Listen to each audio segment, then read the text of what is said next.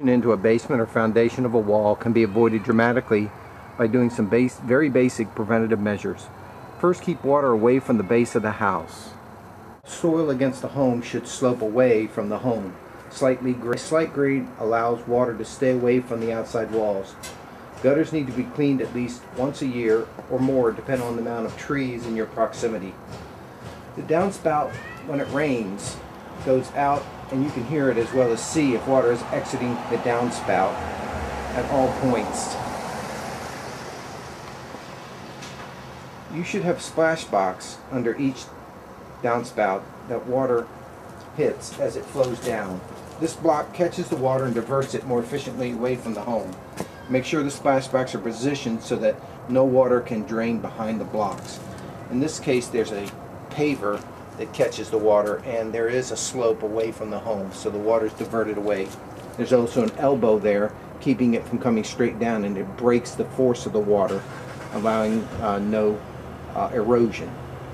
Down your splash blocks, in this case the green block is not in line. The downspout's there, but the splash block's out of position. This is a neighbor. The block catches the water and it hits that, causing no erosion at the base, and falls away. Many times it's necessary to have a pipe extension connected to your downspout that will divert and drive the water away.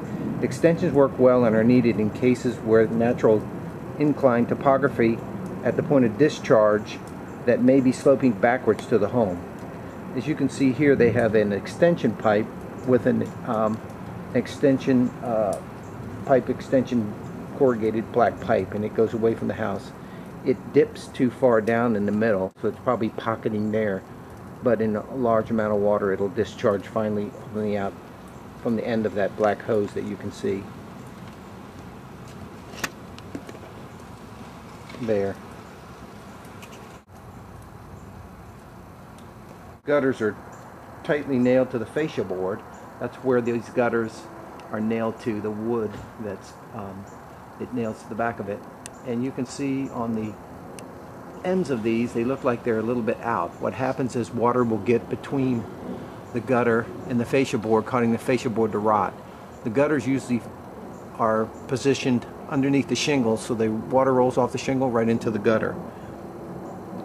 Gutters should be connected at the downspouts and strapped to the house end with elbows sloping down away from into the splash box. Make sure the splash box are positioned so that no water can drain behind the blocks.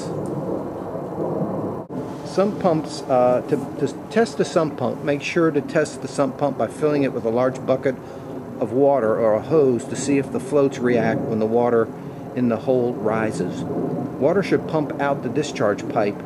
Many sump pumps have emergency battery backups taking the form of a car battery. Keep all drain holes clear of leaves and debris outside stairwells. If they get clogged, you will get flooding. It's a good idea to test the drain to see if the drain is sufficient by pouring water down it before it rains. If not, have them snaked out before major rain occurs. As far as AC condensation lines, this is a condensation line off of an air conditioner that's draining outside to a PVC pipe into the ground. Many times these drain to floor drains into the concrete.